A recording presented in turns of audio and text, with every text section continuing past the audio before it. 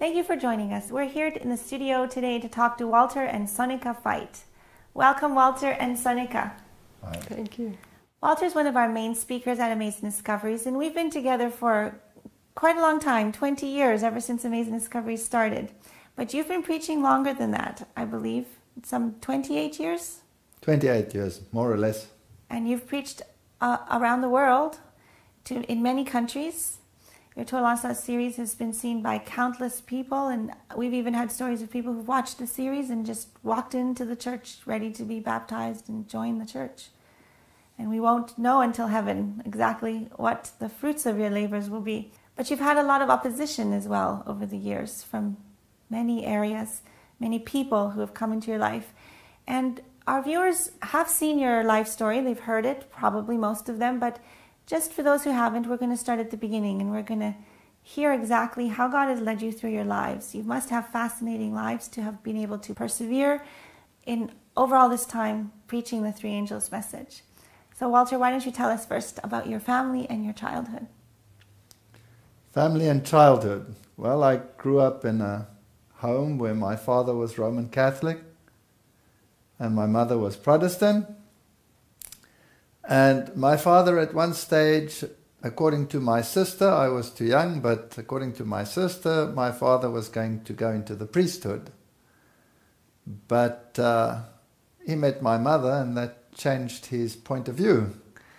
And so he dispensed with that. But the only problem was that she was Protestant. She was Lutheran, right? Yes, she was a Lutheran, and she belonged to the German Lutheran Church in South Africa. And she was one of twins. And when they got married, my mother desperately wanted a double wedding because her sister was also getting married. The only problem was they were Protestants and my father was Catholic. So in order to do the right thing, my father married my mother in the Catholic Church and then went from the Catholic Church directly to the Lutheran Church for the double wedding, to participate in that. Now in those days, that was before Vatican II, so that was a no-no in Roman Catholic circles, and I don't know exactly what happened, but he never ever attended Mass again after that. Although he regularly went to church, and I went to church, and I was raised Catholic, but he never ever attended Mass again. So there was some altercation. And the next thing that happened that is important is that when I was about 8 years old, my mother contracted cancer. And they weren't so good with their treatments in those days. And so she had many operations. They had a mastectomy and then a colonoscopy. They took the colon out. She just deteriorated, but over a long period of time. She had radiation. They even forgot her in the radiation chamber, and she was terribly burnt, and so tremendous suffering over many years. They gave her only a few months, but she stretched it to 4 years. Now, I was attending the German school in South Africa at that stage. I don't even know whether I should mention which school it was, but that's history. And there I had instructions during the religious instruction period with the Roman Catholics. So the Roman Catholics went to one room, but the bulk of the church was Protestant Lutheran. And so we had totally separate instructions. The bulk of the school was actually Protestant? The bulk of the school was Lutheran, yes. And of course, there you are subjected to all the doctrines that are associated with this.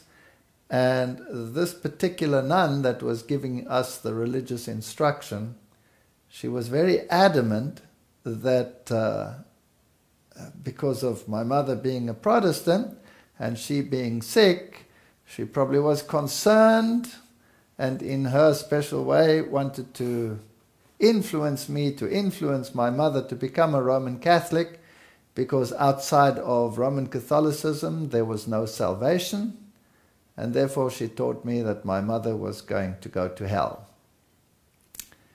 At one stage I even had a little bottle of water from Lourdes, which she gave me because this has healing abilities according to them, and I was to somehow pour this on my mother. And I still remember thinking, how am I going to pour this on my mother without her noticing it? And so I sort of opened this bottle, I don't know how old I was, maybe 9, and went to her and talked to her and leaned over her and spilt it on her. And she said, what the heck's going on here? And oh, sorry. But it didn't do anything. It certainly didn't help. But as time went by, I got more and more agitated because why should she go to hell? Just on the basis of being a Protestant. She was a very God-fearing woman. She believed in God. She would recite the Psalms. She prayed. And there was never any religious argument in our home. My father tolerated her Protestantism. She tolerated his Catholicism. I don't know whether they knew the details of what each one was believing, but there was never any religious argument. But this issue just kept growing. And finally I got very angry with the nun, and I got very angry with God. And occasionally the nun would come to our house and go and visit my mother, who was bedridden at that stage. And every time my mother would end up in tears because she was working at her. She had to become Roman Catholic and she didn't want to give up her faith. And at one stage my father actually found out about this, that my mother was so upset, and so he escorted the nun out of the house most unceremoniously, to my great delight. But anyway, that's history. One day I was sitting in religious instruction and she was again telling me that it's so unfortunate that my mother was going to go to hell, and I lost my temper and I took the catechism book and I tore it up, which is a very sacrilegious thing to do, and I threw it at her and explained to her in my 10-year-old language at that stage, or whatever it was, what she could do with her God. Oh, that created a major furor. I was thrown out of the religious instruction class. Which I'm sure you didn't mind. No, I didn't mind. But I was very rebellious by now. And then I sat there in the corner, in a sort of a courtyard, an amphitheater with a school, and the walkway of the school was right past that amphitheater. So any teacher or anyone who goes by will see me sitting out there. And the headmaster, he used to come by and then he'd see me there and he'd call me and say, "What are you doing out here?" And I would say, "That explicit woman threw me out." At which point then he would proceed to modify my posterior, take me into corporal punishment was of course part of it in those days. So you would get 6 of the best or 3 of the best, and the maximum that you were allowed to get was 6 of the best. And I don't know, but maximum seemed to be the appropriate punishment for me every time. The norm. The norm. And obviously they discussed me in the tea room as being this impossible child. And so some of the other teachers had the same attitude. And I remember one teacher in particular, he would, before he even started his class, if class would sit, and he would say, "Fight, come here," and he'd give me a crack in the face, hit me across the face, said, "Get out, I don't need your kind in my class, go and sit outside." And invariably the headmaster would catch me. And give you more. And give me more. And I hated him. And I started to hate school. I wouldn't study. Because after all, when you're a kid, who are you studying for? Not for yourself, right? You're studying for these teachers and to please them. And so I became very rebellious. I remember one time the headmaster, very angry, was furious. And he gave me the 6 of the best, and then he wanted to give me the 7th one, just as an extra bonus. And I refused to cry. I just bent over, grit my teeth. And then I'd say to him, 1 more please, 1 more. And he'd get very angry. And I'd say to him, please, 1 more. And then he'd stop, and I'd say, that's a pity, because if I had 7 strokes, I could go to the police and show them my 7 strokes. And you would be in trouble because you can only give me 6. But you're a coward, you don't give me 7. And so, I wasn't popular at school, not at all. Eventually what happened, my mother died, and then my father, not long thereafter, married another lady who turned out to be a fairy tale stepmother. She didn't like you. No, she didn't like me, but I don't blame her. I mean, I was an impossible child by then. And I hated school with a passion. I would dream at night how to destroy schools and how to liquidate teachers. But fortunately, I never got round to that. But I did have my revenge on certain schools, any school. I think you did. I think I did, yes. I used to make huge catapults from trees and put stones on them and shoot them into the air onto the roofs of these schools and break the tiles and do stuff like that. And I once manufactured a bomb. It was quite an experience. I had to go from chemist to chemist and buy all the different components, and they would ask me, why do you want sulfur? No, my mother needs it for the roses, or something like that. And why do you need this, and why do you need that? And then I'd manufacture this thing. And I still manufactured in an old baking soda can, because my father was a baker. I manufactured, it was about that big, and I dug this huge hole under a tree on a school ground and put it underneath, and then set my fuse and went running. And I didn't expect it to be such a huge explosion. I thought it would just be an interesting pop. But the whole tree, which was a huge tree, blew out of the ground and ended up on the sports field. Now, fortunately, when this thing went off, nobody saw me. Everybody went running to see what was happening, and I figured out if I run away, I'll be in trouble, so I'll run there. So I ran like crazy. It was one of the first there. I said, what happened here? What happened? And everybody was looking around. Nobody knew what had happened. So that was my schooling. So then when my father remarried, it was time for me to go to the boarding school. I had to leave home because this impossible child had to get some training in school. So I went to the boarding school, which was even more of a nightmare, because now I was in the boarding school at this very school that freaked me out. And so eventually I couldn't handle it anymore, so I used to run away, and I used to run into the mountain. Was this the school where you sat in the trees and threw pine cones? Yes, it was right up against the mountain, and there was a forest behind it. These days the forests are all gone. I don't know what happened to the forests, but those were all massive pine forests on the slopes of Signal Hill and Table Mountain. They were all forested. And then they would have search parties and come and look for me, and I would climb into those trees.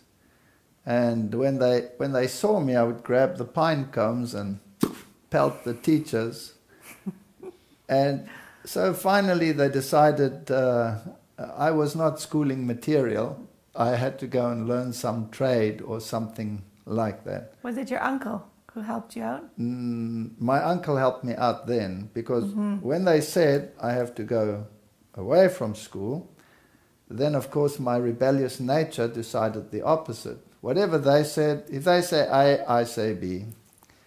Now my uncle was a headmaster at another school, and so I went to him and asked him, can I come to your school? And he said, no, I don't think that's a good idea. But he took pity on me and he arranged for another school. And so I attended that school, which was an upper class English school.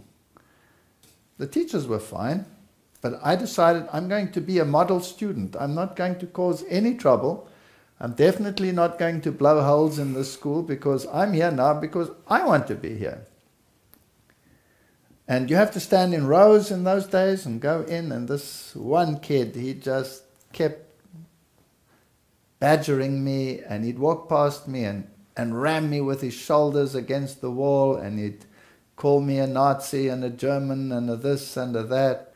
And I took it for about 3 months, which is a world record. Mm-hmm. And one day he came past again, and I wasn't prepared for it. Normally I was prepared, and you're waiting for it and you can see it coming and you're all right. He bashes you and you go up against the wall, but you're brace prepared. Yourself, yeah. But I was talking to someone and I didn't notice, and he came and he rammed me against the wall, and I hurt myself, and it was time for action. So I grabbed the poor boy, dragged him into the classroom, opened the desk, put his head inside and closed it unceremoniously. And his nose was somehow out of joint. It sort of stood sideways. I broke the poor kid's nose. And so I thought, oh, I'm out of here. I'm out of school. I've lost it. The headmaster called us in. And he was actually a very wise man. He was called the boss. So children had respect for him. And he got the whole story, and eventually he told the poor kid that he'd had enough punishment. He will have to go and see to his nose, but he has to stand outside and wait so that he could hear what my punishment would be. And I thought, well, what's going to happen now? So he said to me, I should really expel you because I don't take lightly when people fight in my school and do this sort of thing. But I will give you one more chance. You will get caning. So he went to his cupboard, and he was a perfectionist, but he had a whole cupboard full of different canes. So he took out a rather broad one and bent it. He used a psychological warfare. Mm-hmm. And he bent it and he put it back and he took another one, and about the fourth one it was very flexible and just perfect. And by this time the kid, of course, was sweating, yes. Right? So he bent it like this. And then he came up to me, and I was sitting on this side of his desk and his desk was on the other side and his chair was there. And as he walked up to the desk, he went like this. And then he whacked the back of his chair 6 times. And then he said to me, whispered, when you go outside, hold on to your posterior. And he gave me a little lecture about how he thought that, the months of badgering that I had was enough punishment for me too. But for the sake of the fellow listening outside, this was a necessary procedure. Mm-hmm. So I went outside holding my posterior, pulling my face, which satisfied the other party. And that was the end of it. So that actually gave me respect for teachers and schools again. They weren't so bad after all, at least some of them. And that was my schooling. Then after school, I went to the army. And after the military training, I decided I needed to go to university. But I didn't have any money, and my stepmother wasn't in favor of any further studies. After all, I was a troublesome kid, so I decided I'll go by myself. And so I attended university and worked in the evenings and worked on weekends and got a job as a waiter and tried to pay my schooling, and it worked. But I got a little help from a relative here and a relative there. And eventually, when things started to get really better at university, then my father would secretly help me as well. So that helped. And there at the university I had a roommate, and he became one of my best friends. And we studied together and did things together. And sometimes I couldn't find a job over a vacation period. And where was I going to go in that vacation? I had no place to stay. I couldn't go home. I wasn't welcome with my stepmother. And so I used to go home with him sometimes. And that's where I met his sister. Which is? Who was sitting right next to me. Yes. And having realized that she would make a much better roommate than him, I kicked him out and married her, and that's how we are together. So that was my background. Because of all the religious turmoil, I decided God is for the birds. Mm-hmm. I don't need God. And at university I studied zoology, evolution. So I became an atheist and an evolutionist, and that was my religion. And if somebody should talk to God about me, that was it. That was the end of the conversation. But I think you should say something. Now we need to hear from Sonika and see how she grew up. Well, I had a very different upbringing. My grandmother was very religious, but my parents were total atheists. And so much so that my father actually went into the occult and he tried to understand the mysterious other world, that you know, the supernatural world. And he went into so many different things, Scientology, and he did, I don't know how many, 300 or something seances. And we were sort of drawn into it, but somehow I was never actually interested. I never wanted to explore that world. And so my father used to say, I can remember so clearly, on Sundays the churchgoers would walk past the house and they would walk with their Bible under their arm, and he would say, don't ever go to a church. They'll just indoctrinate you, they'll brainwash you, it's all rubbish. And this somehow, I started to think about, you know, what is there in a church that you know, is so forbidden, you know. And I used to go from one church to the next when they weren't there, and we grew up on our own because my parents were both working. So during the day I was totally alone, and my brother was there, but I was more in the streets than in our home. I was walking the streets all the time. And so I used to go and try and go to one church. There was what was a Dopper Reform church? Of Reform, Dutch Reform? Dutch Reform, but the Reformed. The Reformed Dutch Reform. Yeah. And I used to try and get in there, and it was all locked. And then I'd go to the next church, a Baptist church. I couldn't see inside. I was so curious to know what is inside a church. Why wasn't I allowed to go there? And it was strange. I was never able to get into a church. And then my brother had a defect, kind of a, you know, he wasn't actually born with it, but at 3 years he started to go lame on the one side. And they did many operations, and so he was very insecure, and he was almost like he was trying to take everything out on me, and I had so much trouble, you know, at home alone with him. So I used to just run away from home. And then one day I found this little church. There was a tiny little chapel, and I went in there, and it was open. And I went inside, and it was just quiet, and I sat there and I started singing. And it was so beautiful. I just enjoyed the acoustic and the sound, and I started singing. And that's where I actually started enjoying music and religious music. I didn't know God. I didn't know anything about the Bible. Nothing, knew nothing. And but you were drawn to these churches. I was drawn to it, yes, for some reason. And yeah, in the meantime, things were happening in our home, and we always had, you know, it was almost natural that there were always ghosts or, you know, things happening in the house. The sticks would rattle.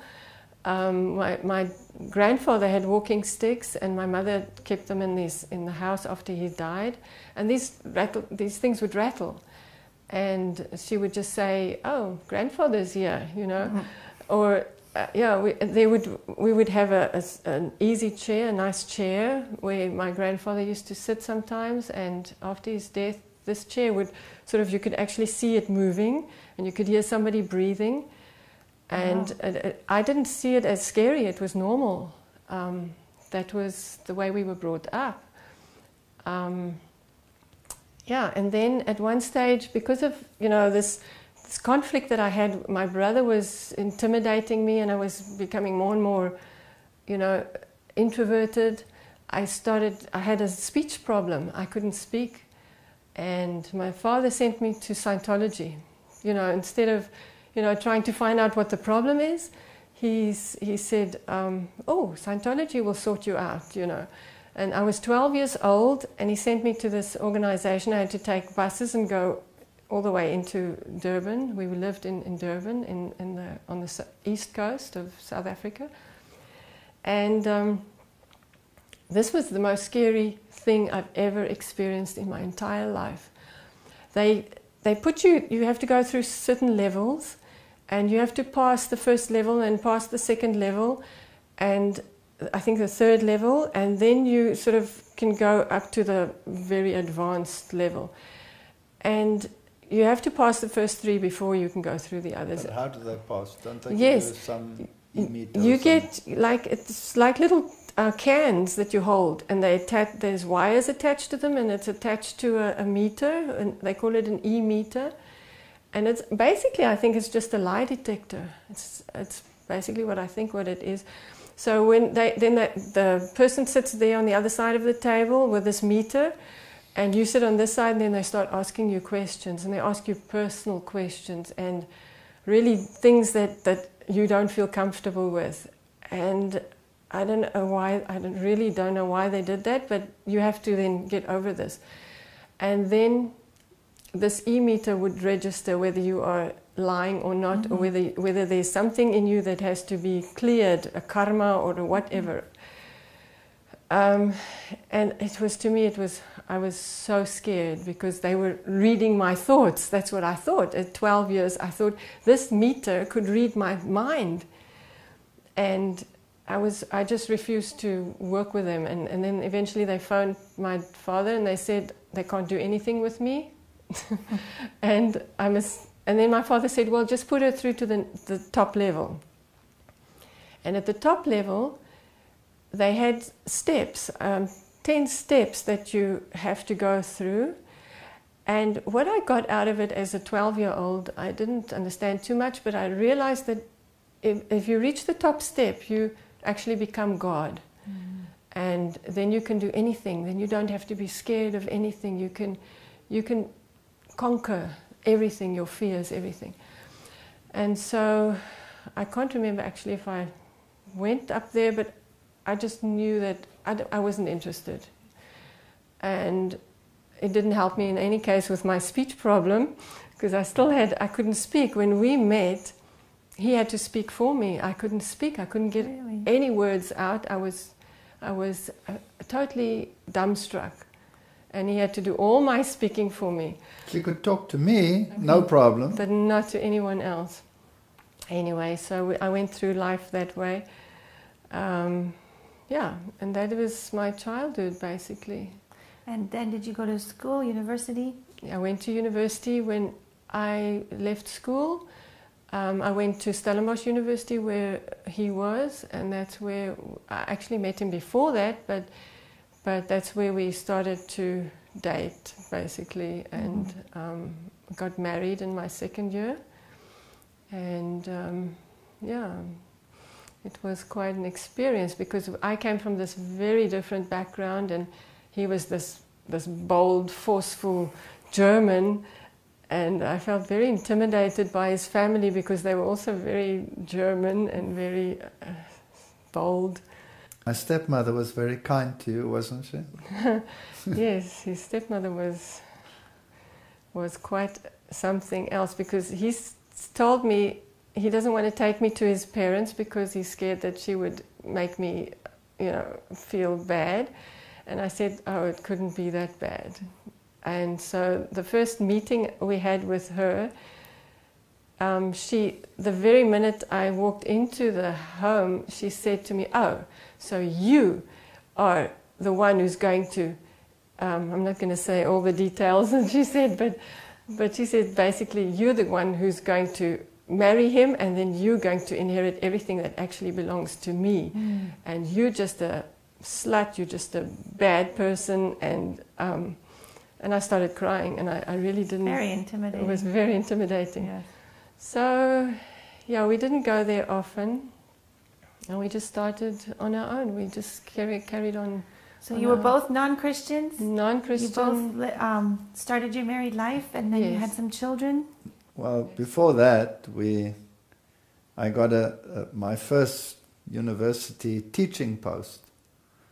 I got it in Durban, and I was in Stellenbosch in the south, or we were, because that's where she went to university. We got married in our second year, and so what now? I've got a teaching post in Durban. So we decided that we would do that, and then she would try and study further at Natal University. And so we moved to Natal, and that's about almost 2,000 kilometers away from where we were. But they wouldn't allow her to do a final year in another university. She had to have at least 2 years in a university to get a degree. So we had to defer that until a later stage. But an interesting story is we moved into a house, and my father actually was secretly helping us because she bowled my father over. He took one look at her and decided, I don't care what opposition I get. And he liked her. He liked her. Anyway, so he helped us a little bit, and we moved into this house. Now, her father, remember, was occultist, and he was, at one stage, he was investigating for a newspaper. He had incredible experiences. I mean, horrendous experiences, occult experiences. And initially, he wouldn't believe it. Like a little newborn baby, the people would put it to bed, and then the baby would scream like crazy. And then the baby, when they come in, was not in the little bed anymore, but on top of a cupboard. And as they come into the cupboard, the baby starts falling down from the cupboard, and they run and they catch the baby. And he thought there was some hocus pocus there, so he came to investigate, and he sealed all the windows, put seals on them, locked the door, put his cameras up, whatever, for the newspaper. And then the baby would scream.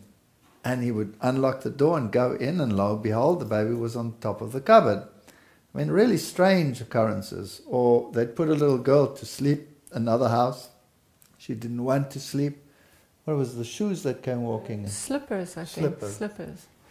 And the slippers would come walking in by themselves. And all of these occurrences. And in one seance, the spirit was talking, and he thought there's a hidden microphone here somewhere.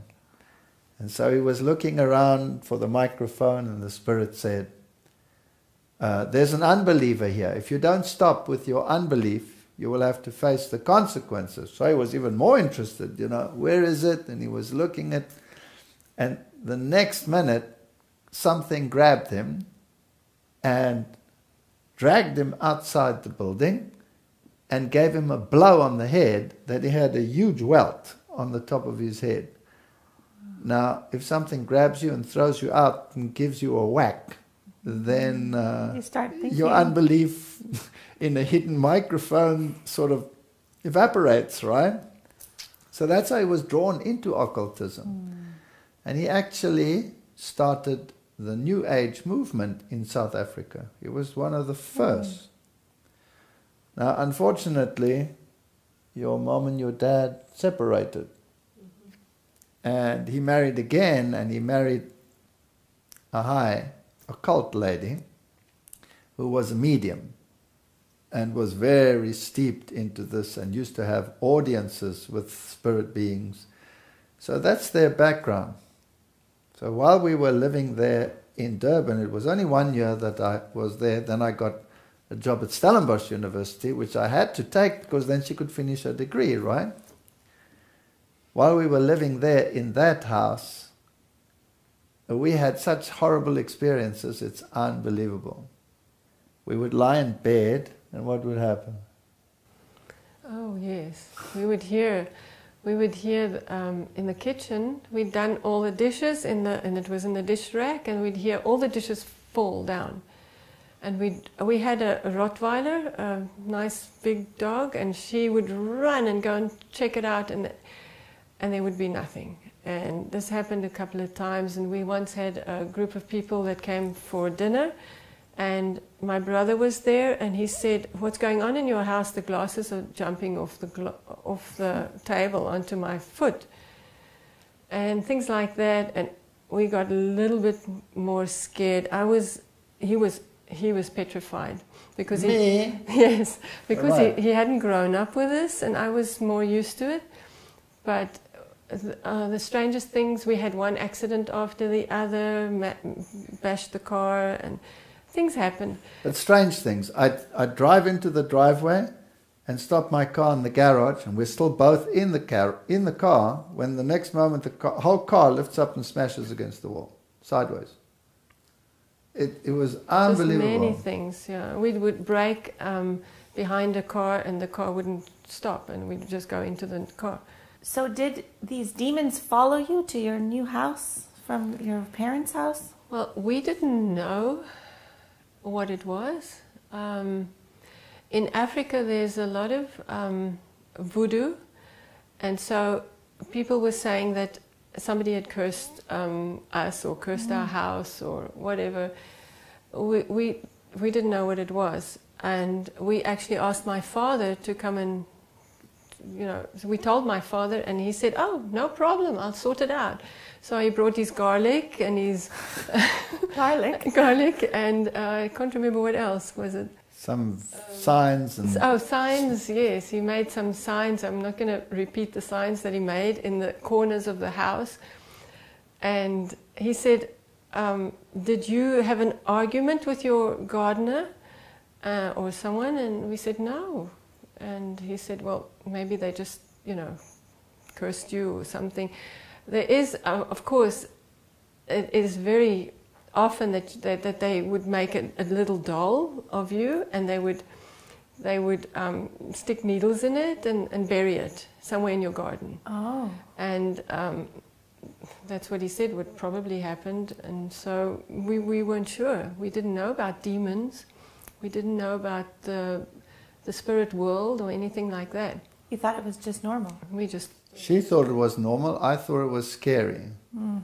Yeah. But the interesting thing is, we would hear these things crashing in the house, like plates flying against the wall, breaking. And the dog used to sleep on a mat next to us, and she'd go ballistic. And she'd go running and coming back and lying down, nothing there. And every time these things happen, I sit upright, my hair starts tingling, but she's just fine. It used to irritate me. And then what happened, it got so bad that it was almost unbearable to live in the house. We'd sort of sneak into the house. We were scared to go into the house. And she still had some of her things in boxes, because we didn't know exactly how long we were going to be there. And she had a black stuffed cat, right? Who made that? My great aunt. She made dolls and puppets and stuffed animals. She had given this to her, and these things were in sealed boxes up in the top cupboards. And one night we'd visited her parents, and we come back in and we sneak into this house and we go to bed, And I open my bed, and here is the black stuffed cat on my bed, on my side, under the blanket. Scary. That's very scary, because how did it get there? There's nobody in the house. Couldn't have been anyone. It was locked. It was in a sealed box. The box wasn't open. How did the cat get there? And a black cat. And a black cat at that. And this totally freaked me out, and I couldn't handle it. And I said to her, we need help. And your father's hocus pocus is not working. And all his occult connections, they're not doing anything. And you know what? The Jesuits say, give me a child until he is 8th year, and I have him forever. Mm-hmm. Now, I'm an atheist and an evolutionist. But I say to her, you know what? Maybe the Catholic Church can help. Because, you know, they have exorcists and all of this stuff. I'm going to look for the Catholic Church. So off I go, and I go there. Where was it? In Kloof or where? Yeah, I went to the Catholic Church there, met the Catholic priest, and said to him, we have this problem.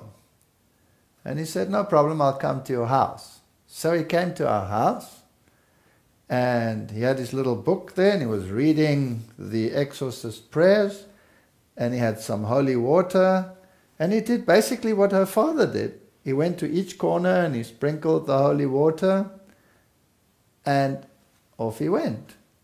And he said he thinks the problem is solved. And that night, we're lying in bed and it's dead quiet. Nothing happening. Now, very apprehensive. Looking around, nothing. Deadly silence in the house. And we had a long passage and a door that was open to the bedroom because we were the only two in the house. Why lock it? And the next minute, heavy footsteps come down the passage. And I'm sitting there, my hair's going... And the dog... And the dog goes berserk. She runs towards the door and she's barking and barking at the passage. And then she stopped and she just looked and she turned around, she came back. And then the steps came up to the door, but there was nothing there. And then 3 hard knocks against an open door that we could see because it opened into, and it just went bah, bah, bah. And then that was it. It never came back to the house.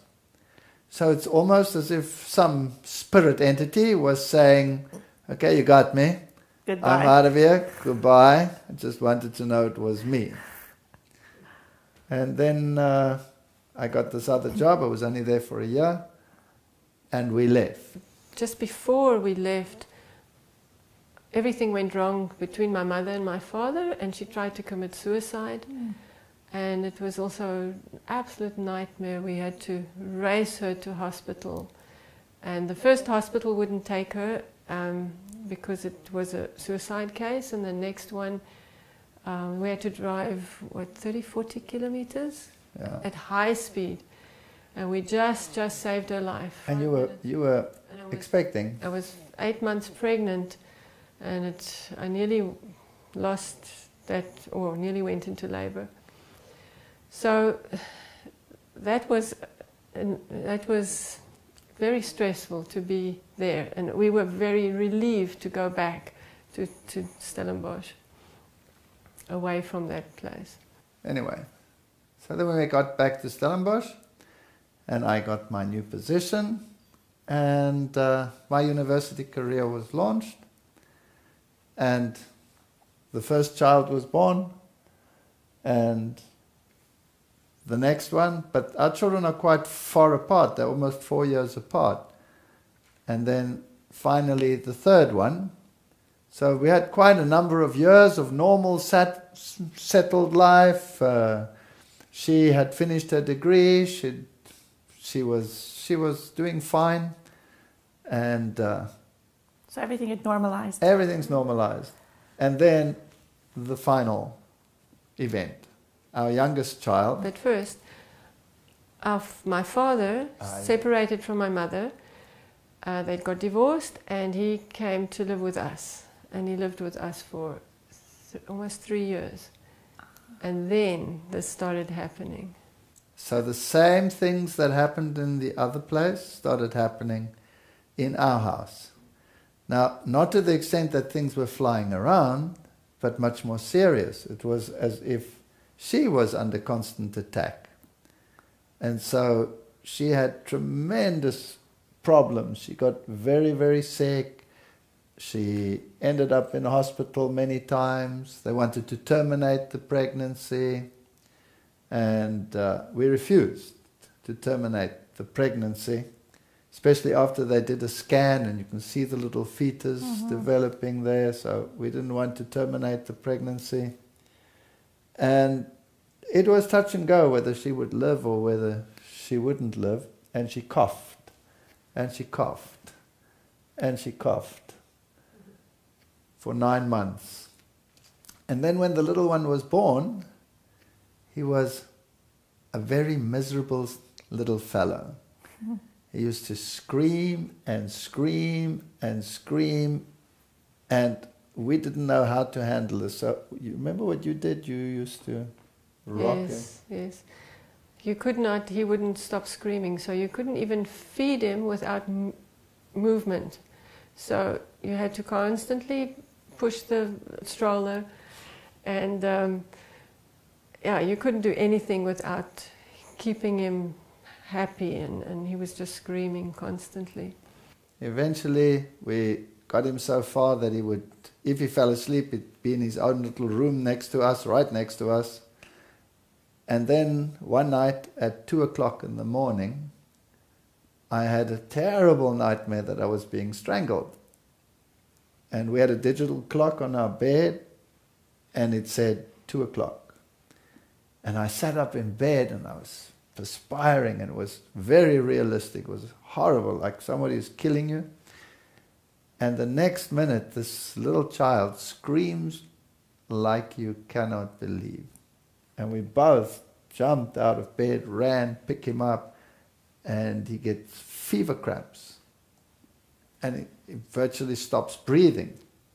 So we're stressed like crazy. We rush him off to hospital, and they battled to save him. And eventually he got such high fevers, they put him into sort of a refrigerated cot with cold air blowing upon him, and they put the intravenous fluids into him, and then he'd recover.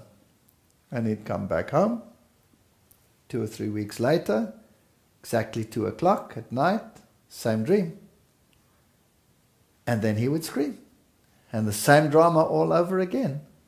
Back to hospital, fighting for his life. It was a total nightmare. And one after the other. It happened frequently. Yes. How many For times? how I don't long? know. Many times. Many times. His folder must have been like this at the hospital. Now, you know what? Kids get sick. Kids get fevers. But exactly 2 o'clock at night, repetitively, over and over and over again, if it happens once, twice, 3 times, 5 times, 10 times, then it's no longer chance. Then it's something else. And every time it's a life and death struggle. We were total wrecks. We were totally finished. And I still remember I was marking scripts. It had just happened again, and he was in hospital. And we took turns sitting in hospital through the night. And I was sitting there, and I was petrified of 2 o'clock. 2 o'clock was a no-no for me. And I was marking scripts from the medical students in the middle of the night. These poor kids, I don't know whether I was compos mentis, but I was marking them.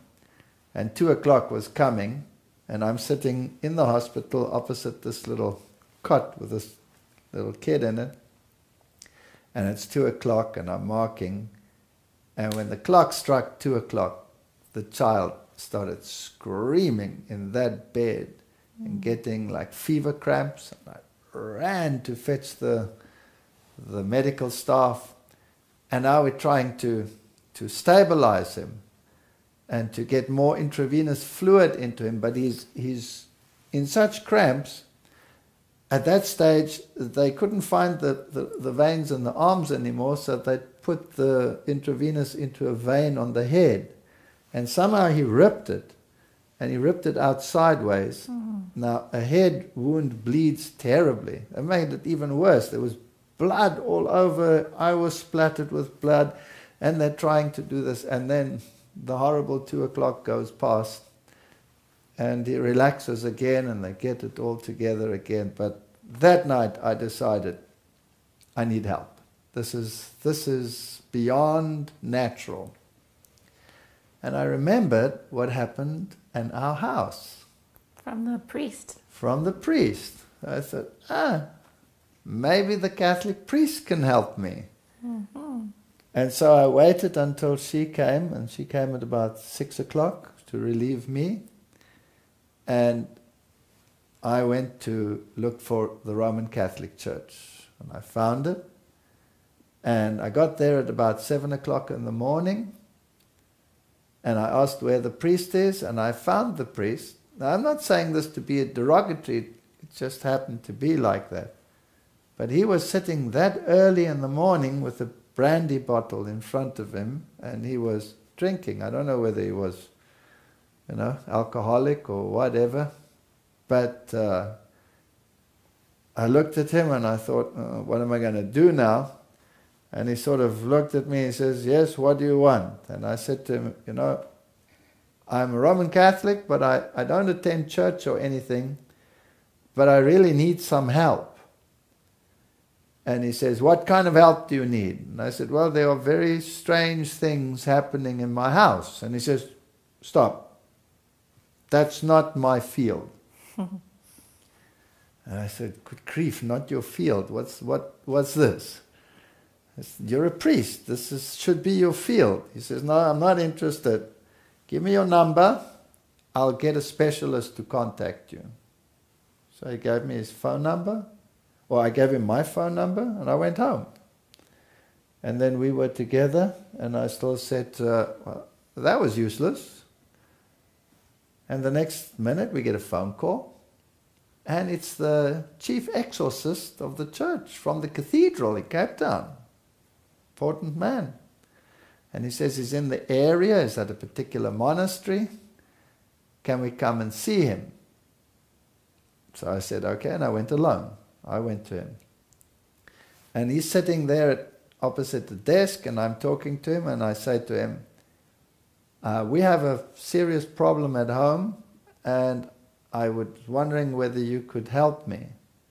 And before I can tell him what the problem is, he says to me, yes, I know. The devil is trying to kill your youngest son. Well, you could have knocked me over with a feather, right? How did he know? I said, well, how do you know? He says, no, I just know. In fact, I've known for a week. I said, excuse me, that's not possible. I only just went to the priest this morning. That's not possible. He says, oh yes, we know.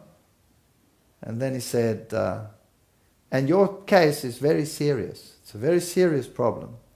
We cannot do a normal exorcism in your house. We have to do a mass in your house. And for that we need permission from the bishop. So I said, well, how long will that take? He says, well, normally it takes a while, but I already have it. And he showed me a letter. This must have impressed you very much. I was dumbstruck. This was unbelievable. And I said to him, I don't come to church anymore. I haven't been to church in years, and my wife is not even a Catholic. She's Dutch Reformed, but she doesn't go to church either. And he says, well, that can change.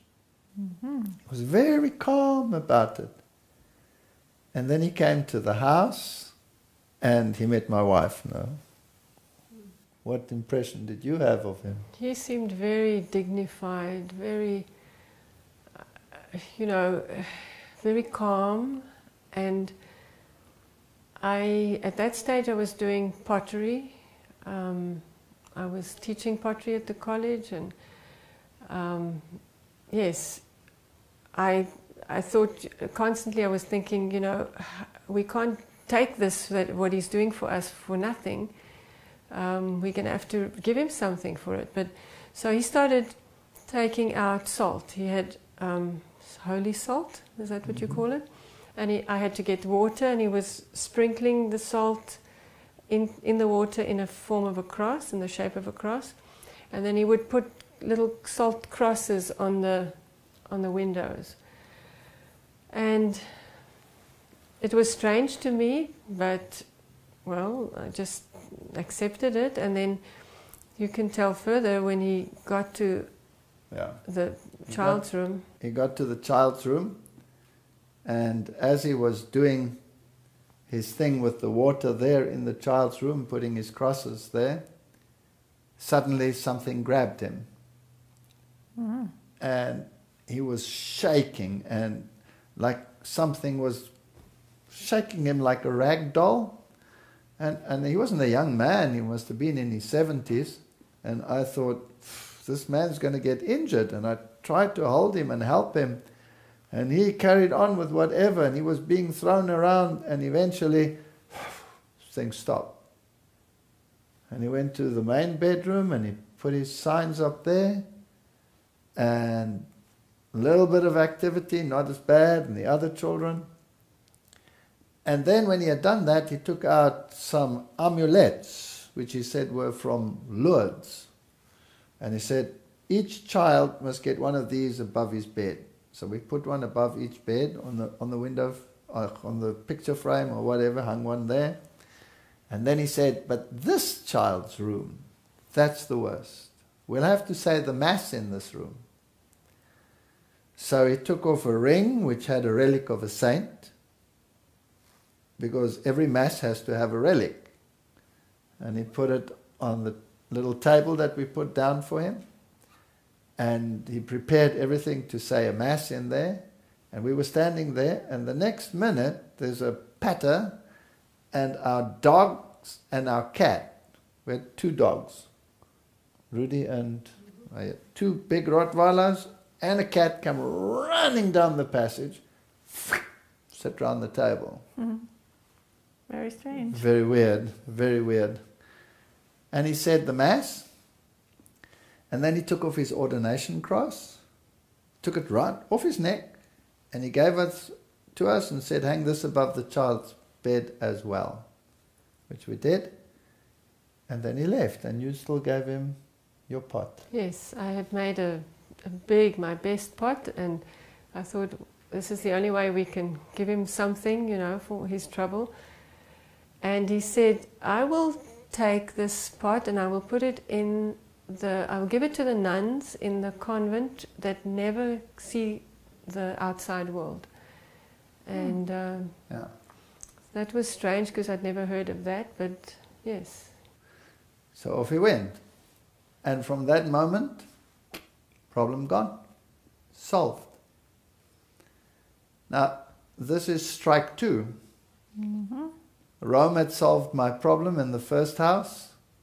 Rome had solved my problem in the second house. And I'm an atheist and an unbeliever. What do you do about that? Well, I thought to myself, I'm a hypocrite. I'm a hypocrite. And so I discussed it with my wife. And how old was Martin then? Must have been about 12. Yeah, so the oldest child was about 12 or 11 by then. And I thought, well, this isn't good opportunity. If someone sees me in church, because I'm this macho atheist, if someone sees me in church, I can say, I'm here to introduce my children. And so we decided I'd go back to church. And she wanted to be a Catholic too, and wanted to join the Roman Catholic Church. And so I started going to church and became a very staunch Roman Catholic.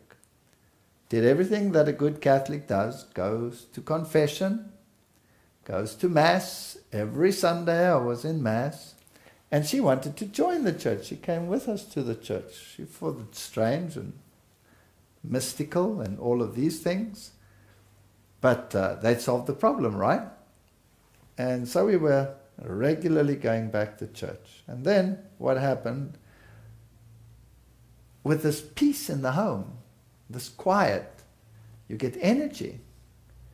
And there were some things in our house that were irritating me.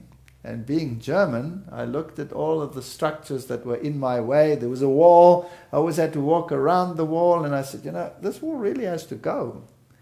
Because then we have a nice open plan. And this kitchen is pathetic. And so I took a nice big sledgehammer and sorted out the house. And started remodeling the inside. But we needed a new kitchen. My poor wife, I demolished the kitchen. So she had to cook on a... In the garage. In the garage. On a gas cooker. For months and months. So I found a guy who was going to do the kitchen. And I found a German carpenter. I wanted it precise. And so he arrived. And as he arrived with this new kitchen to put in the new kitchen cupboards, he said to me, I just want you to know that I walk with the Lord. And I looked at him and immediately those old feelings, this is a Christian freak here in front of me, a Jesus freak. And I said to him, well, that's fine, you walk with the Lord, but as for me, I just want a cupboard, okay? That's actually before I went to church, before I started going back to the Catholic Church. I was not yet in the Catholic Church. This was just a little while after the peace came into the house. And so he said to me, well, can I give you this? And he gave me something, and it looked very religious, and normally I'd throw it in the waste paper basket, but I threw it into a drawer, and there it lay. And now these consciences started talking to us, and I started going back to the church. So now, a year later, I've been now in the church for, I don't know, 9 months maybe. I'm lecturing, and I'm lecturing to the first year medical students. And I'm explaining the morphology of the kidney. And as is my custom, I explain the whole evolution of the kidney. And I'm writing on the board and showing where it developed and how it developed. And this young girl in the class puts up her hand and says, excuse me, Dr. Fayed, I don't believe what you are saying. Now, that's like a hornet. Mm-hmm. I turned around and I said, what do you mean you don't believe what I'm saying? She says, I don't believe in evolution. I believe God created it. That was it. I ridiculed her in front of that class. How you can be such an idiot, so moronic as to not believe in evolution. I mean, evolution was a fact. There's no way you were going to get around it. And in fact, I'd even asked the Catholic priest, I'm an evolutionist. How's this going to pan out? You know, if I come back to church, you said, evolution's a fact, no problem. So I ridiculed this girl, and she sat down and cried. So I thought to myself, job well done. The rest of the students loved it, laughed about it, and thought she was a silly girl to make such a stupid comment. And I go back to my office, and I'm doing whatever I do in my office, and that little voice starts talking to me and says, you're a real member of the family Sudidai, to which the pigs belong. How can you be so mean to this poor woman? I mean, she says she believes in God, and you go to church, you're a real hypocrite. So my conscience started worrying me. So what does a good Catholic do when his conscience worries him? Go to church? No, he doesn't go to church. He goes to confession. Goes to confession. I had to get it off my chest. So I thought, okay, it was just before lunchtime, and I'd finished my class, and I was going home to take a bite to eat. I thought, I'll go past the Catholic church, get this off my chest, done deal, then I feel better. So I get there to the church, and I find the nun, and I say, where's the priest? And she says, no, he's out shopping. But he shouldn't be long. And I thought to myself, inconvenient. I don't have much time. I have lectures in the afternoon. I still want to grab a bite of eat. I just want to get this off my chest. Where's the priest? No priest. So she says, wait in the church so long. So I'm sitting there in the church and I'm waiting for the priest, and the priest is not arriving. And I see the little red light burning over there, and that little red light tells you that the consecrated host is in there. That means that the Corpus Christi, the body of Christ, is in that tabernacle. So now I'm talking to God. I'm agitated. I'm talking to God. And I suddenly realize, but I'm talking to a corpse, a corpus. That's why I can't talk to him directly. He's there, the consecrated host, but I have to wait for the priest. I can't get rid of my problem. I can't talk to God. And I'm thinking about all of this, and I'm thinking about the ritual. We go to church, the bell rings, you bow down, the bell rings, you stand up, the priest says, and peace be with you, and the congregation says, and with you, and everything is a ritual.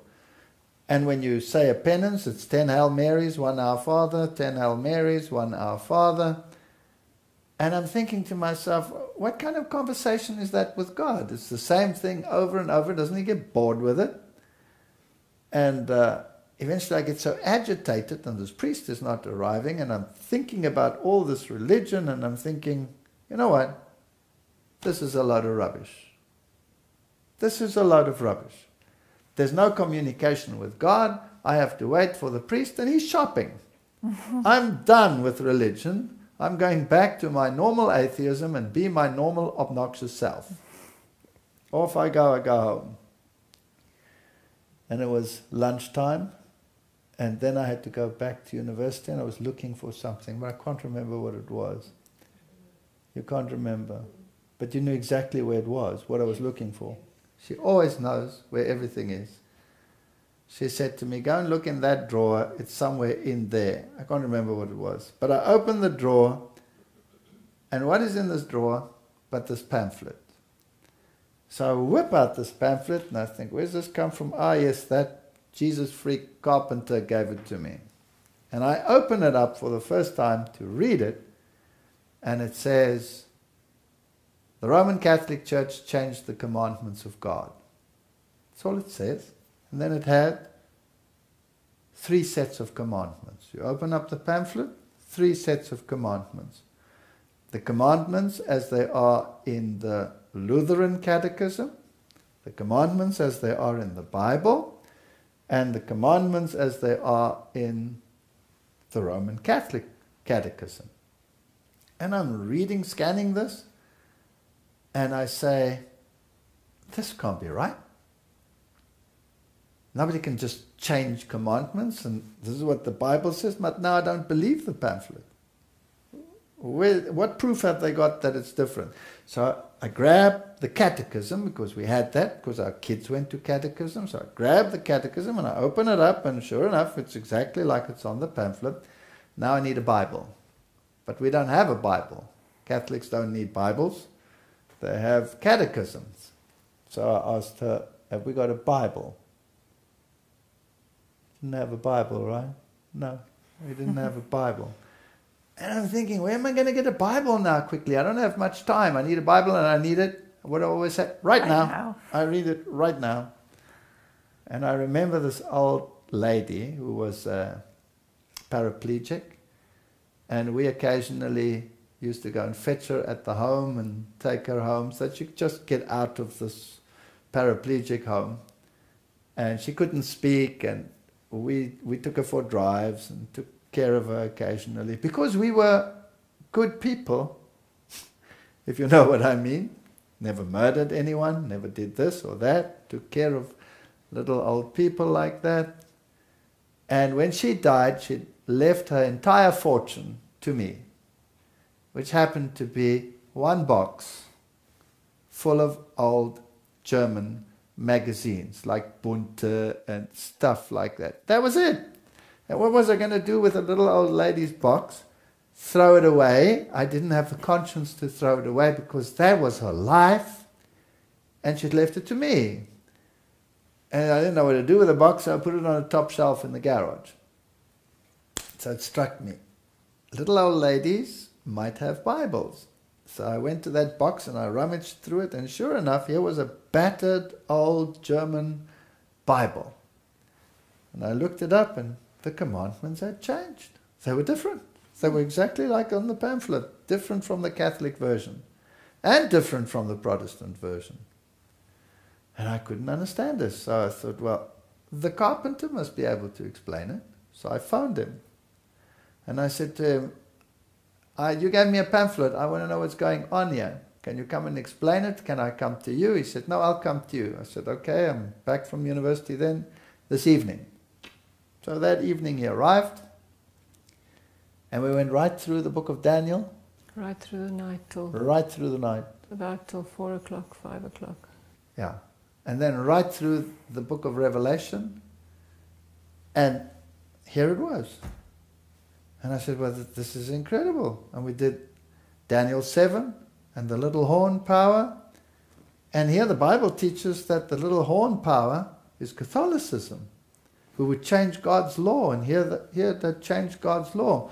And all the other features that apply only to Catholicism. Now, this can't be. This must be written after the fact. And so he said, no, the Bible is written so many hundreds years, and this is 6th century before all these things happened. I wouldn't believe it. So I went to the theology department of my university, and I played squash with the professor of Greek. And I played squash with him regularly, and I went and asked him, and I said, what's the stuff here? And he confirmed basically what this carpenter was saying. And I said, I want to get into your library. I want to confirm whether this history is correct. Is this really a fact? And we went through it, and sure enough, it was a fact. And so we got back together and again, and I said to him, but you know, the 4th commandment, that doesn't make any sense. 6 days shall you labor and do all your work, but the 7th day is the Sabbath. Because it says you must keep the Sabbath because in 6 days the Lord created the heavens, the earth, the sea, and everything that's in it. I said, that's ridiculous. You didn't believe in creation. No, what nonsense is this? 6 days creation. There's no such thing. It's millions of years. He says, no, 6 days. I said, you're crazy. And then he came with a pile of books, right? He must have gotten them from the college, so he brought this pile of books, creationist books. So I'm reading these creationist books, and I've never read so much rubbish in all my life, from my perspective now. Give them back to him. I said to him, this is a load of rubbish. He says, no, it's not. So he comes back with another pile of books. And I'm going through those books, and I give them back to him, and we get into an argument. Now, good grief. I'm the scientist. I'm the evolutionist. I have a PhD. He's a carpenter. What does he know about evolution? And so finally, he got angry with me, and he said to me, you know what? I don't have a problem with evolution. You have a problem with evolution. You solve it. So I had no argument against him anymore, because basically he capitulated, right? It was up to you now. It was up to me. So I'm going back to the university, and now I'm beginning to take out evolution books and starting to think about evolution. And I take out a book on paleontology. And as I take it out of the library, my colleague sees me with this book. And he says, oh, we've ordered the latest version of that book. It has arrived, but it's still in boxes. Let's go and see. Our department had its own library. So went back, opened the boxes, found the new edition. And for some reason, I took them both.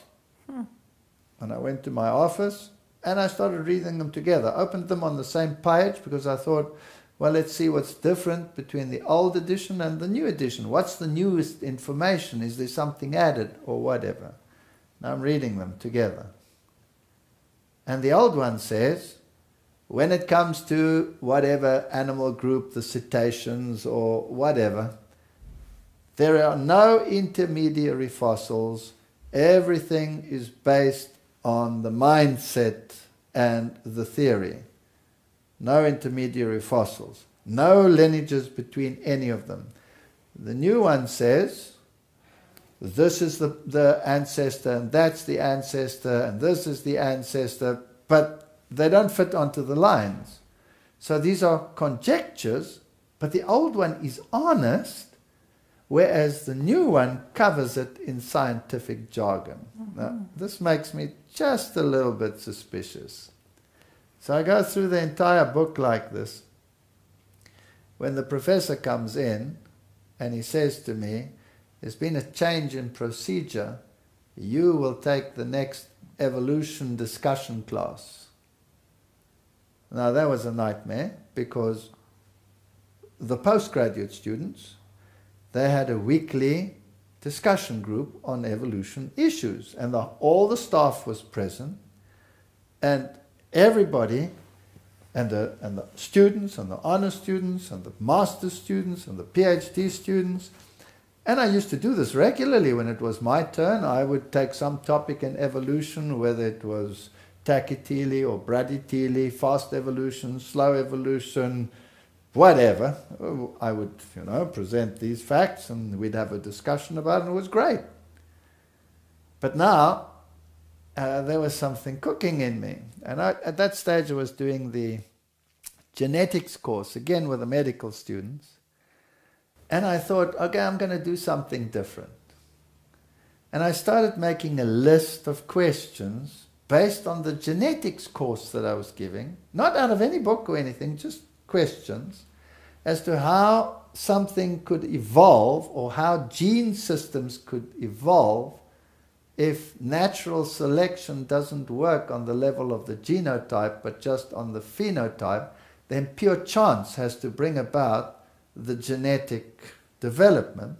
And what are the probabilities of these things happening? So I started making a list of questions. What's the probability of this happening, that happening? I had about 10 questions. That's it. It was only questions. And I gave this evolution discussion class, and I said, today we're going to do something different. We're going to look at it from another perspective, a counter perspective, and ask some questions. And I started putting them on the board. And as I put them on the board, now remember, nobody knows what's going on in my mind. As far as my students are concerned, as far as the staff is concerned, I'm an evolutionist, right? I've got all these questions.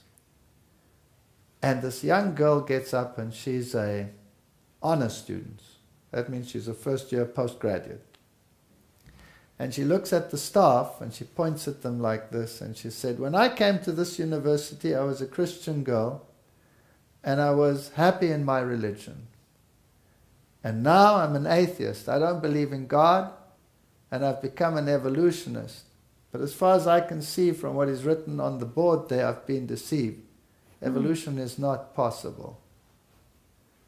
And pandemonium. The one staff member got so angry he went red, he literally started foaming at the mouth. And he screamed at me. And that was the end of that. So just 10 little questions, and I'd blown my career, my university career. So I went home, and I thought about it. And at that stage I had Bible studies already. And we had Bible studies on death and the state of the dead and what spirits were, and that it cannot be the ghosts of deceased individuals. And we'd been through all of that. Oh yes, and these people that had come to give Bible studies, what happened to Robert? Do you remember? As we were starting the Bible studies. Oh, yes. You wouldn't tell that story. Yeah. Yes, when we started, every time we picked up the Bible, he would scream. He would start screaming. He was only about 2 years old then. And he would start screaming and cause some trouble. At one stage we were sitting in our lunch hour. He'd come home and we'd sit with the Bible. We were so eager and so hungry for understanding what the Bible is saying. And we had wine every night. So we still had a bottle of wine, an empty bottle of wine standing there, wine bottle. And he suddenly just got angry or frustrated with us maybe. and he smashed the bottle on the ground, and he walked over it. So he nearly cut his whole toe off. And so then again, we couldn't study our Bible again, and he had to go to the doctor again. And so constantly, as we were trying to understand what the Bible was saying, there was this constant opposition. He was restless at that stage. And then one night at 2 o'clock, I had the dream again. Uh-oh. And he screamed. And we ran there and we thought, is this all going to start all over again? And instead of calling the Catholic priest, because I now had a Bible study on this issue, I called the carpenter. Mm-hmm. And the carpenter came, and he brought a pastor from the church, and he came, and we prayed. We prayed about it. Nothing hocus pocus, no water, no spraying, no nothing. We just prayed about it. And it calmed back down. And then when I was deciding, this can't be right, I'm battling with evolution, creation, this, that, same thing would happen. Not as bad that he had to go to hospital, but eventually we decided we'd make a decision. But on the point of decision, the phone rings. I ran down the passage and I picked up the phone, and who is it? The exorcist of the Roman Catholic Church. And I say to him, hello? And he says, you better get back to the Roman Catholic Church immediately. So I said, well, how do you know that I'm not even there? He says, I know. Now remember what he knew before? Yeah. And then he says, and by the way, your father, who was dead by then, is suffering in purgatory because of you. Now, of course, I knew that my father wasn't suffering in purgatory because the Bible knows nothing about purgatory. And the Bible says the dead know nothing, and they'll have nothing to do under the sun. But I was curious, so I said to him, how do you know that my father is suffering in purgatory? And he said, because the nuns told him. I said, well, what nuns told you? No, the ones who don't see the world. The one where the pot was, that my wife had made. And I said, well, how do they know? And he said, the spirits told them. So I knew that they were holding seances, just like her father held seances, where the spirit world would talk. And the spirits, of course, are not deceased human beings. The spirits are, what does the Bible say? They are spirits of demons. Demons that go out to deceive the entire world. So that is how he knew. That's interesting. So the demons that were terrorizing your home are the same demons that were talking to the nuns. The same demons. And yet the Catholics supposedly exorcised now them out of your why house. did the problem stop in my home? Yeah.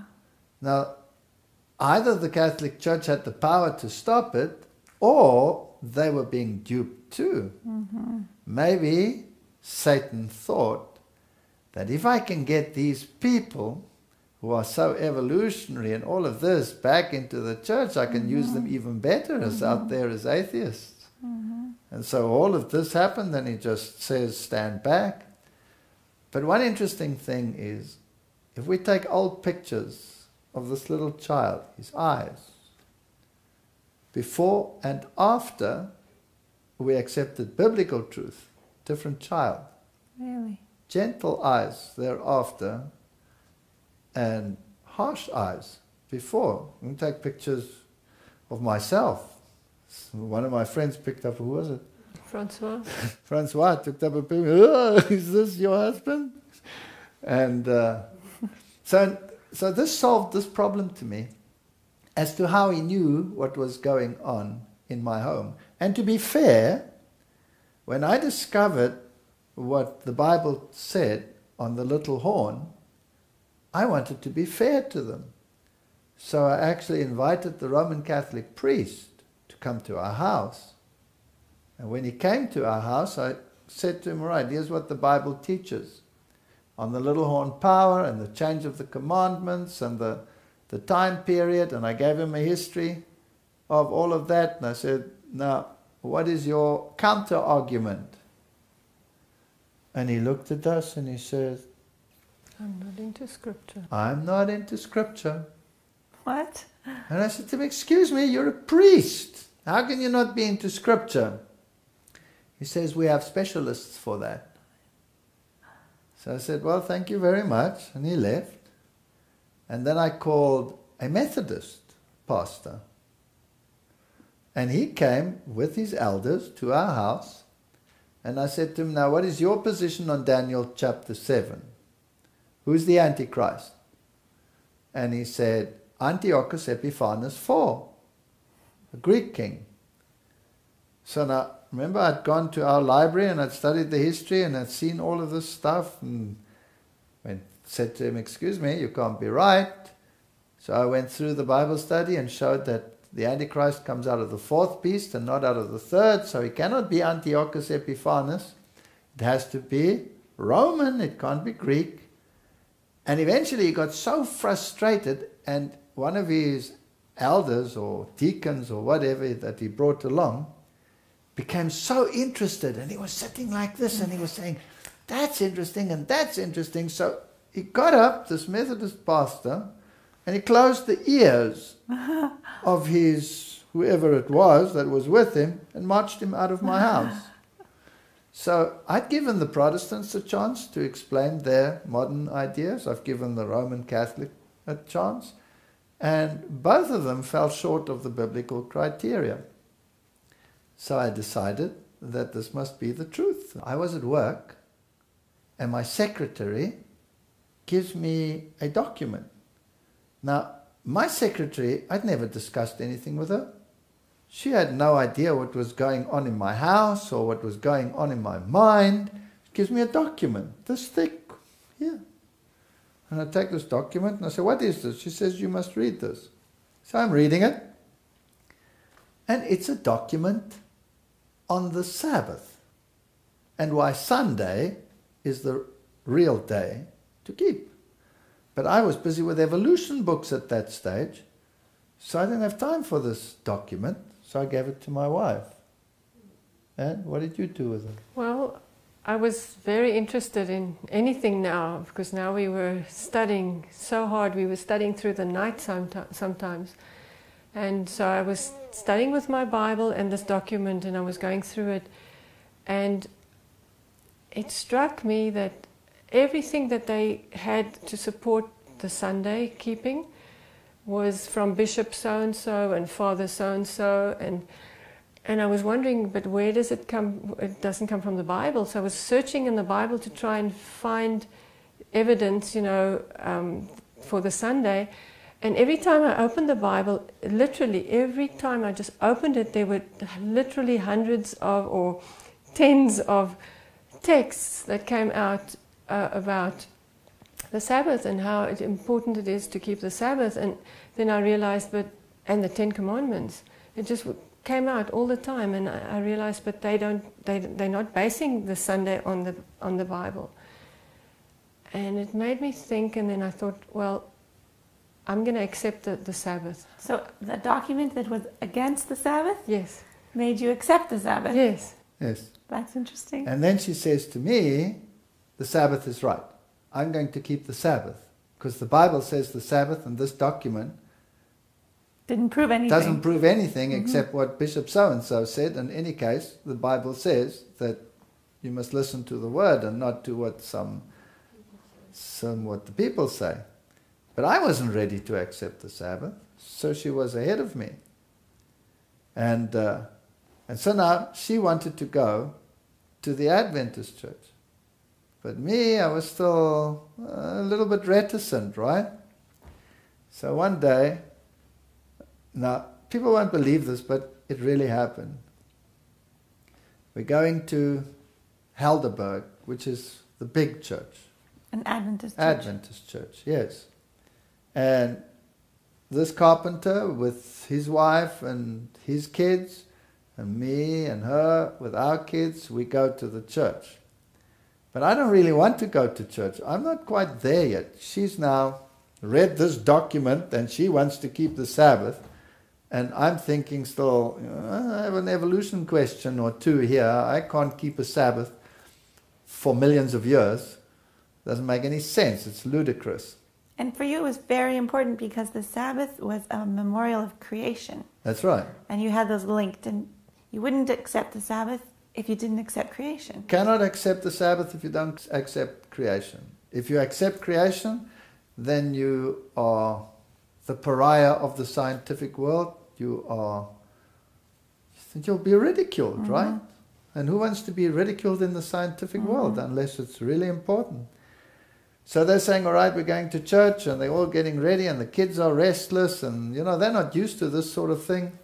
So I said, you go, I'll take care of all the kids, then you can go peacefully to church. So off they went to church. And I'm sitting with all these kids in their house, waiting for church to come. Do you know how long these people go to church? These Adventists, they drive you nuts. They're in church forever. I mean, I went to the Catholic church, 20 minutes, It's done over. deal. Go home, drink your beer, whatever. What's this nonsense? Hours and hours in church. Then there's Sabbath school, and then there's this, and then there's lesson study, and then there's a sermon, and it's a day. It's gone.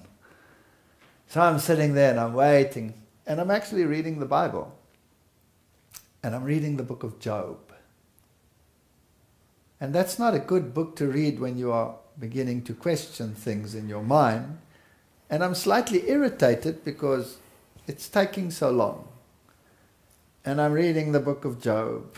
And here it says in the book of Job, and God said to the devil, I give you permission to touch Job, but you may not take his life. And so the devil touched Job, and Job broke out in sores. Here was miserable Job covered in sores. And I look at this and I say, this is a lot of trouble. This is ridiculous. This is a fairy tale. One doesn't get sores from some devil touching you. A sore is a bacterial infection. It's a, it's a toxic outburst, whatever, or a staphylococcus, but definitely not some demon touching you and then you're full of sores. This is ludicrous. This is ridiculous. So I take the Bible and I'm actually angry and I throw it down there. I'm agitated. Why are they taking so long? What takes so long in that church? I take this Bible again and I read some more in Job, and the more I read, the more irritated I get, and the more agitated. And eventually, I take this Bible and I throw it down and play with the kids or something, but it drags me back. So I pick up this Bible again, and it's a stupid thing, and eventually I decide, as in the Catholic Church, this is for the birds. This is ridiculous. This is so unscientific. It's pathetic. And I'm not going to be duped into believing some stupid fairy tale and then keeping Sabbath for some 6-day creation when this is all full of nonsense. And these people are not coming out of church, and I want to go home now, and I'm almost ready to come and drag her out of church. And while I'm thinking about this, I'm aware that I'm experiencing pain. And I can't figure out what's going on. There's a burning pain on my left leg over here. Just right there. And as I'm reading and arguing and whatever in my mind, the pain becomes unbearable. It's like somebody burnt you with a hot iron. And I'm thinking, what is this? Now, I can't pull my pants up because it won't go up to there. And I can't pull it down because I've got kids in front of me, their kids, other people's kids. So I run to the bathroom, the washroom you call it, right? To rip this pants down to see what's going on with my leg. And here is a massive sore on my leg. It's not broken, but it's blood red. It looks like, I don't know what does it look like? It's red and slightly knobbly. Knobbly. Yes, little bumps. And it's like it's on fire and the water is just running out of it. now I'm oozing out of it. Now I'm in pain. And I'm really struggling with this. And it takes, I don't know how long until they finally come out of that church. And I grab the kids and I grab her and I said, we're out of here. And we're in that car and we're going home. And I get home and I show her this thing. And I say, what is that? What do you say? I've never seen anything like it. That's what I said. I've never seen anything like it. It's not broken. The skin's not broken. But it's oozing some liquid. And it's so sore I cannot even move. And I'm saying to myself, no, there's something seriously wrong here. So I'm thinking, okay, there's nothing that I know that's like that. And I mean, I teach medical students. I've never seen anything like that. I don't know about anything like this.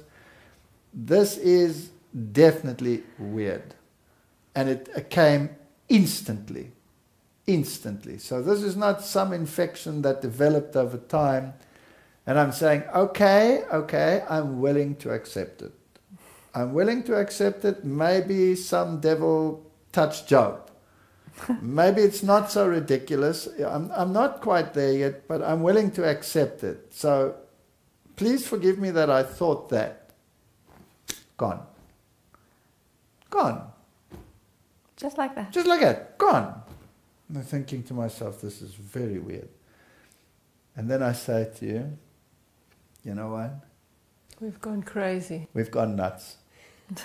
We've gone totally nuts. This is psychosomatic. This is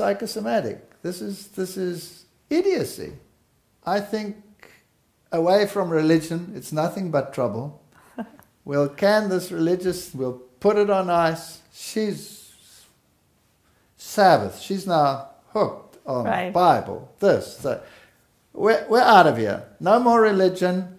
Go back to our normal life. It was peaceful. None of this drama. Back to normal. And as for this Bible, and as for Job, let's forget it. I don't believe it. Next second, there it is. It comes back. And it stayed for a whole week. I couldn't move, I couldn't walk, and eventually I said, I capitulate. And then it went. Well, unfortunately, Walter, we'll have to leave your story hanging right there. We have to take a break, and we invite you to join us again next time to hear the continuation of Walter and Sonika's life as we find out how God has led them through their years.